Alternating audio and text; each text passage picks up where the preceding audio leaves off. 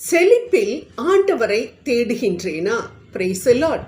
நம்மில் அநேகர் துன்பம் வரும் பொழுது ஆண்டவரை நோக்கி செபிக்கின்றோம். ஆனால் அந்த துன்பம் நீங்கியவுடன் செழிப்பாக இருக்கும் பொழுது ஆண்டவரை மறந்தே போய்விடுகின்றோம். துன்பம் வரும் பொழுது வியாதி வந்துவிட்டால், அப்பா தாங்கவே முடியலப்பா, தயவு செய்து இந்த வழியிலிருந்து எனக்கு ஒரு விடுதலையை கொடுக்க மாட்டீங்களா என்று ஆண்டவரை பார்த்து புலம்புகின்றோம். நல்லதுதான் அன்பானவர்களே. ஆனால் அந்த துன்பம் வியாதி நீங்கியவுடன் ஆண்டவரை மறந்தே போய்விடுகின்றோமே. இந்த நன்றி சொல்லாத 9 தொழு நோயாளிகளைப் போல. டேவிட் ஒரு அருமையான தெய்வ பக்தியுள்ள ஒரு மனிதன். மணிக்கணக்காக ஒரு குறிப்பிட்ட நேரத்தில் ஜெப அறைக்கு சென்று ஆண்டவரோடு பேசும் பழக்கம் உள்ளவன். ஆனால் அவனுக்கு ஒரு குறை, ஒரு நல்ல வேலை இல்லை.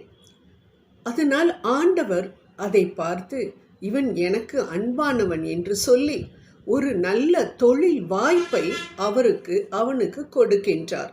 இவனும் அதை பிடித்து கொண்டு கடுமையாக உழைத்து மேலும் மேலும் உயர்ந்த நிலைக்கு வருகின்றான். அந்த நகரத்திலேயே ஒரு பெரிய தொழில் அதிபராக, செல்வந்தனாக மாறிவிட்டான். ஆனால் பரிதாபமான நிலை. ஆண்டவர் ஒவ்வொரு நாளும் அந்த ஜெப அறைக்கு வந்து அவனோடு பேச வேண்டும் என்று காத்திருப்பார். ஆனால் டேவிடால முடியல. ஏன்? நேரம் இல்லை, அவ்வளவு பிஸி.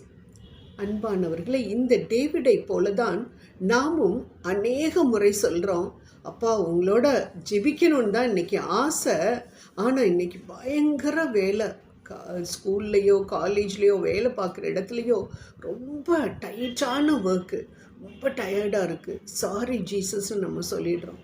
இல்லை, இன்றைக்கி ரொம்ப கெஸ்ட் வந்துட்டாங்க, இன்றைக்கி வெளியில் போக வேண்டியதாயிடுச்சு, எத்தனை சாக்கு நம்ம சொல்கிறோம் பாருங்கள்.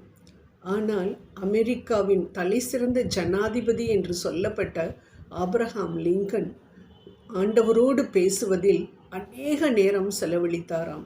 அவரும் ஒரு மனிதன் தானே, நம்மை போல ஒரு மனிதன்தான். அவரால் முடிந்தது என்றால் நம்மால் ஏன் முடியவில்லை? நன்றாக யோசித்து பார்ப்போம். செழிப்பு என்பது பணத்தில் மட்டுமல்ல. நம்மளுடைய பணமோ, நம்மளுடைய படிப்போ, பதவியோ, அந்தஸ்தோ, வியாதியற்ற தேகமோ, இவை எல்லாம் செழிப்பான நிலையை தான் நாம் காணப்படுகின்றது. ஆனால் நாம் இந்த நேரங்களில் எல்லாம் ஆண்டவரை தேடுகிறோமா என்பதை ஆண்டவர் உன்னிப்பாக கவனித்து கொண்டிருக்கின்றார். எரேமியா 22:21 ஆண்டவரே சொல்கின்றார், நீ சுகமாக வாழ்ந்த பொழுது நான் உன்னோடு பேசினேன், ஆனால் நீ என் சொல்லை கேளாமல் போய்விட்டாய் என்று சொன்னார் என்று நாம் இந்த இடத்தில் நாம் பார்க்கின்றோம். அப்படி சொன்னவர் அப்படியே நின்றுவிடவில்லை, யூதாவை தண்டித்தார் என்றும் நாம் பார்க்கின்றோம். அன்பானவர்களே, நம்ம சொல்கிறோமே, நான் ரொம்ப பிஸி இன்னைக்கு, அதனால் முடியலன்னு. ஆனால் ஆண்டவர் இயேசு மனிதனாக இந்த உலகத்திற்கு வந்த பொழுது மனிதனாகவே வாழ்ந்தார். அவர் கொஞ்சம் கூட அவருக்கு நேரம் இல்லை, தலை சாய்க்க இடமில்லை, தலை சாய்க்க நேரம் இல்லை. ஆனால் அவர் இருட்டோடு எழுந்து அதிகாலையில் சென்று ஆண்டவர் அப்பாவோடு அவர் ஜெபித்து கொண்டிருந்தார் என்று நாம் விவிலியத்தில் அநேக இடங்களில் வாசிக்கின்றோம். அன்பானவர்களே, ஆண்டவர் மனிதனாக இருந்த ஆண்டவருக்கு முடிந்தது என்றால் நமக்கு ஏன் முடியவில்லை? அவரும் நம்மை போல ஒரு மனிதனாக தானே இருந்தார். இதை நாம் ஞாபகத்தில் வைத்து கொண்டோம் என்றால் ஆண்டவர் கொடுக்கக்கூடிய எச்சரிப்பையும் நாம் நிச்சயம் நம்மால் கேட்க முடியும். அவர் சொல்லுகின்றார், இணைச்சட்டம் உபாகமம் 8:12 முதல் 17 வரை ஒரு அருமையான ஒரு எச்சரிக்கை. என்ன எச்சரிக்கை அது?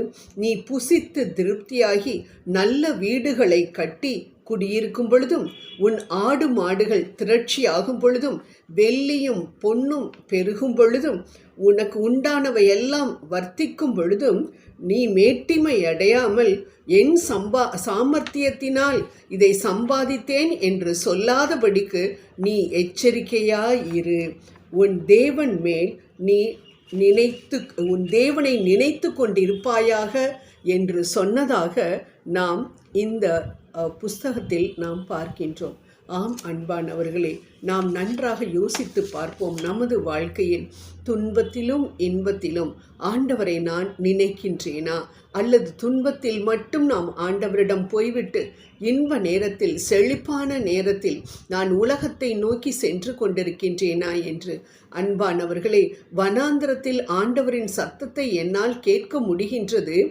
ஆனால் ஏதேன் தோட்டத்தில் இருக்கும் பொழுது இதோ வண்டுகளின் ரீங்காரமும் இலைகளின் சத்தமும் பறவைகளின் சத்தமும் என்னை அவருடைய சத்தத்தை கேட்க விடாமல் செய்கிறது என்று நாம் புலம்பினோம் என்றால் தப்பு யாரிடம்? நம்மிடம்தான். ஆம், ஆண்டவருடைய சத்தத்தை கேட்க வேண்டும் என்ற நிலையில் நாம் இல்லை.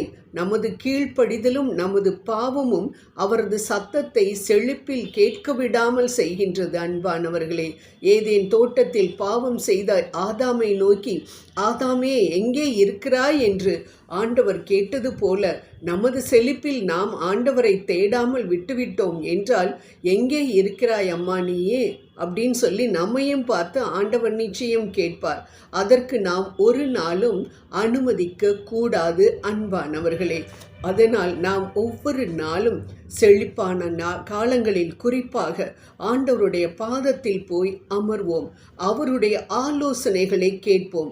ஆம், இந்த செழிப்பிலிருந்து நாம் கீழே விழுந்து விடாதபடிக்கு ஆலோசனையை கொடுக்கக்கூடிய ஆலோசனை கர்த்தர் அவர் ஒருவர் மட்டும்தான். அதனால் அவருடைய சத்தத்தை நாம் அவருடைய வார்த்தைகளை படிப்பதின் மூலமாக, விவிலியத்தை படிப்பதின் மூலமாக கேட்போம். அவருடன் நாம் பேசுவோம் நம்மளுடைய ஜெபத்தில். அது மட்டும் அல்லாதபடிக்கு நமது ஆவிக்குரிய வாழ்க்கையில் நாம் கீழே விழுந்து விடாதபடிக்கு நம்மை தட்டி அனல் மூட்ட அருமையான தேவ ஊழியர்களோடும் மற்றும் நண்பர்களோடும், நல்ல நண்பர்களோடும் ஐக்கியம் வைத்து கொள்வோம். இவ்வாறு நாம் ஆண்டவருக்கு கீழ்ப்படிந்து நடந்தோம் என்றால் செழிப்பான நேரத்தில் நமது செழிப்பு எனது திறமையினால் வந்தது என்று நம்பாமல் ஆண்டவர் கொடுத்தது என்று நன்றி நிறைந்த இதயத்தோடு ஆண்டவரை நோக்கி நாம் பார்த்தோம் என்றால் நிச்சயம் நமக்கு வெற்றிதான் கிடைக்குமே தவிர ஒரு நாளும் தோல்வியை சந்திப்பதில்லை. ஜெபம் செய்வோம். ஆசிகளின் நாயகனே ஆண்டவரே, அப்பா, இதோ இந்த நேரத்தில் நீர் கொடுத்த செழிப்புக்காக நாங்கள் உம்மிடம் வருகின்றோம். அன்பின் பிதாவே, அந்த நேரங்களில் எல்லாம், செழிப்பான நேரங்களில் எல்லாம் நாங்கள் உங்களை மறந்துவிட்டு உலகத்தின் பின்பாக செல்லாதபடிக்கு எங்களுக்கு நீர் கிருபையை கொடுக்க வேண்டும் என்று உம்மை கெஞ்சி மன்றாடுகின்றோம். ஆமேன், ஆமேன், ஆமேன்.